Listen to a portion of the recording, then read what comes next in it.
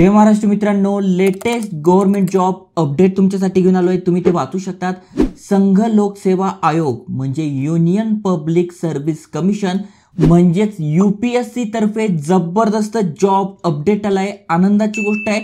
भरपूर साऱ्या जागा असणार. इथे बघा ॲडव्हर्टाइजमेंट मध्ये तुम्हाला बघायला मिळेल.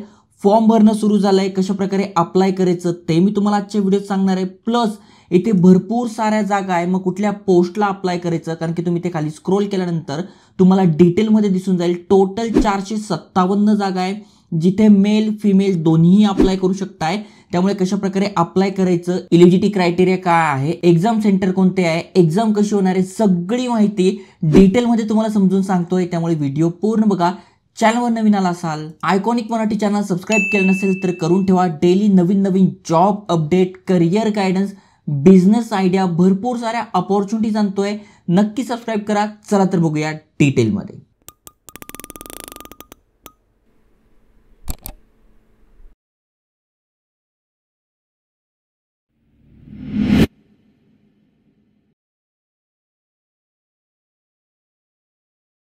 तर मित्रांनो, यांची ऑफिशियल वेबसाईट आणि त्यांची PDF आपल्या हातात आहे. तुम्ही ते बघू शकतात. टोटल 89 पानी PDF आहे. खूप मोठी PDF आहे. त्यामुळे समजणं थोडं अवघड आहे, पण अगदी सोप्या भाषेत तुम्हाला समजून सांगणार आहे.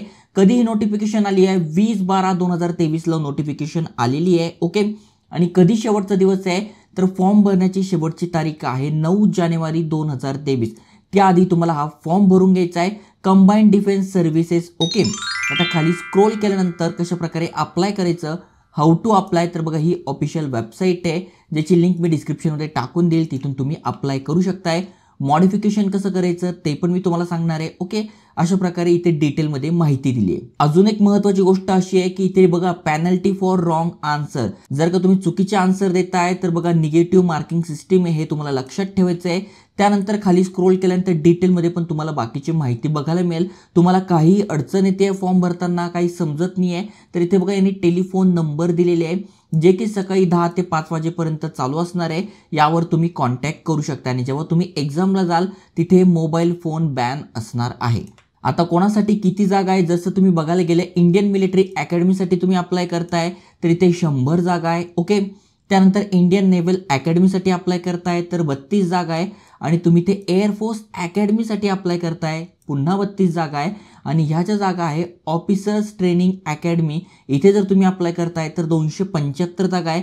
सगळ्यात जास्त जागा इथे आहे. आणि जर तुम्ही महिला आहात किंवा मेल जरी आहात तरी तुम्ही ऑफिसर ट्रेनिंग अकॅडमीसाठी अप्लाय करताय, तुमच्यासाठी 18 जागा इथे असणार आहे. टोटल 457 जागा आहे.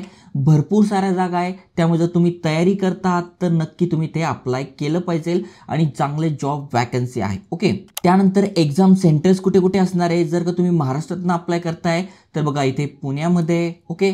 खाली स्क्रोल केल्यानंतर इथे बघा तुम्हाला मुंबई दिसून जाईल. ओके. नागपूर दिसून जाईल. त्यानंतर ठाणे दिसून जाईल. मग यापैकी तुम्हाला एखादं जे जवळचं सेंटर आहे ते सिलेक्ट करून घ्यायचं आहे. जो आधी फॉर्म भरतो त्याला ते सेंटर मिळण्याचे चान्सेस जास्त असतात.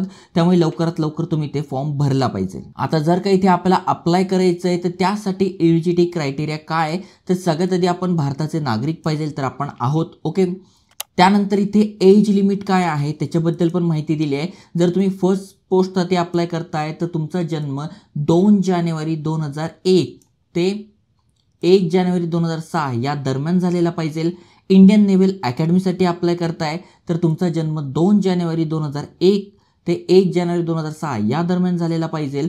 आणि तुम्ही एअरफोर्स अकॅडमीसाठी अप्लाय करताय तर 20 ते 24 वय तुमचं आहे, तुम्ही ते अप्लाय करू शकणार आहात. अजून एक महत्त्वाची गोष्ट अशी आहे की तुम्ही अनमॅरिड पाहिजे आहात. म्हणजे जेवढे पण अप्लाय करताय त्यांचं जर लग्न झालेलं आहे तर ते इथे फॉर्म भरू शकणार नाही. कारण की ते बघा दिले अनमॅरिड, इथे पण दिले अनमॅरिड.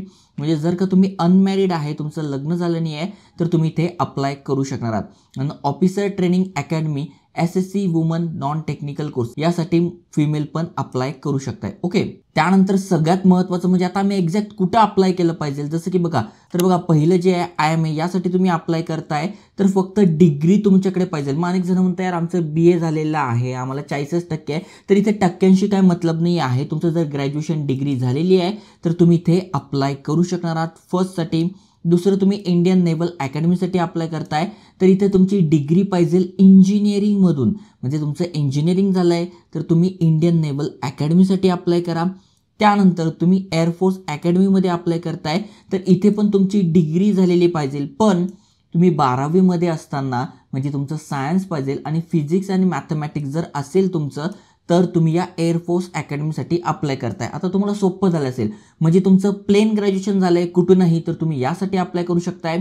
तुमचं इंजिनिअरिंग झालं आहे तर दुसऱ्या पोस्टसाठी अप्लाय करू शकताय आणि तुमचं 11वी-12वीमध्ये फिजिक्स आणि मॅथमॅटिक्स होतं तर तुम्ही एअरफोर्स अकॅडमीसाठी अप्लाय करू शकताय. ओके, तर अशा प्रकारे इथे एलिजिबिलिटी क्रायटेरिया दिला आहे. त्यानंतर इथे फी किती असणार आहे तर बघा, तुम्ही महिला आहात, SC ST मधून आहात तर तुम्हाला कुठल्याही प्रकारची फी नाही आहे. बाकीच्यांसाठी इथे 200 रुपये फी ठेवली आहे, जी की कमी आहे. नाहीतर गव्हर्नमेंटचे जेवढे पण एक्झाम्स येत आहे त्यामध्ये खूप जास्त फी ठेवली जाते, इथे फक्त 200 आहे आणि महिला SC ST साठी कुठल्याही प्रकारची फी नाही आहे. त्यानंतर हाऊ टू अप्लाय कसं करायचं त्याच्याबद्दल पण इथे डिटेलमध्ये माहिती दिली आहे. तुम्हाला काय करायचं आहे, जस्ट या वेबसाईटवर यायचं आहे, सगळ्यात आधी रजिस्ट्रेशन करून घ्यायचं आहे. ऑलरेडी या वेबसाईटवर अकाउंट असेल तर तुमचा ईमेल ॲड्रेस, OTP, कॅप्चा टाकून लॉग इन करून फॉर्म भरून घ्यायचा आहे. नसेल तर मग तुम्हाला या सगळ्या स्टेप फॉलो करावं लागणार आहे, म्हणजे रजिस्ट्रेशन, त्याच्यानंतर तुम्हाला ईमेल ID टाकायचं आहे, व्हेरिफिकेशन करायचं आहे, डॅशबोर्डवर जाऊन हे पूर्ण भरायचं आहे. याच्यासाठी तुम्हाला बघा हाऊ टू अप्लाय इथे माहिती दिली आहे, इथूनही तुम्ही वाचू शकताय आणि अप्लाय करू शकताय. त्यानंतर सगळ्यात महत्त्वाचं म्हणजे एक्झाम कशी असणार आहे तर बघा, इथे डिटेलमध्ये एक्झामबद्दल माहिती दिलेली आहे.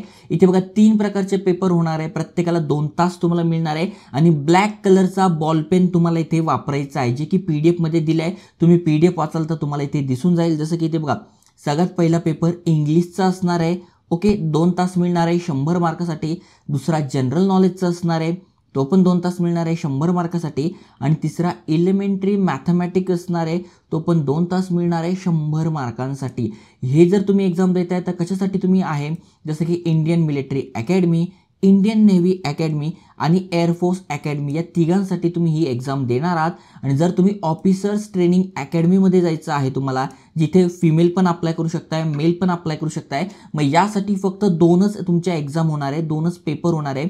ही जी तिसरी आहे ती नाही. मग ज्यांना मॅथमॅटिक्सचं टेन्शन आहे, ज्यांचं मॅथमॅटिक्स चांगलं नाही आहे, मग त्यांनी कशासाठी अप्लाय करा तर ऑफिसर्स ट्रेनिंग अकॅडमी यासाठी अप्लाय करा, ज्यामध्ये फक्त इंग्लिश आणि जनरल नॉलेज हे 100 मार्काचे एक्झाम होणार आहे. 2 4 तास तुम्हाला इथे मिळणार आहे. आता यासाठी सिलेबस कसा असणार आहे तर बघा, जनरल नॉलेजचा सिलेबस पण इथे दिलेला आहे. त्याच्यानंतर एलिमेंटरी मॅथमॅटिक्सचा पण दिला आहे, अल्जेब्राचा दिला आहे. हे सगळं तुम्हाला बघून घ्यायचं आहे PDF मधून. तुम्हाला इथे याचे बुक्स भरपूर सारे अवेलेबल होतील. यावर तुम्हाला पाहिजे असेल तर कमेंट करा, मी टेलिग्राममध्ये माझ्याकडे असेल तर उपलब्ध करून देईल. त्यामुळे चांगलं अपडेट आहे. ज्यांना UPSC एक्झाम द्यायची आहे, पोस्ट पण चांगले आहे, पेमेंट पण चांगलं आहे, त्यामुळे तुम्ही इझिली अप्लाय करू शकणार आहात. अशाच महत्त्वपूर्ण जॉब अपडेटसाठी आयकॉनिक मराठी चॅनल सबस्क्राईब करायला विसरू नका. जय हिंद, जय महाराष्ट्र.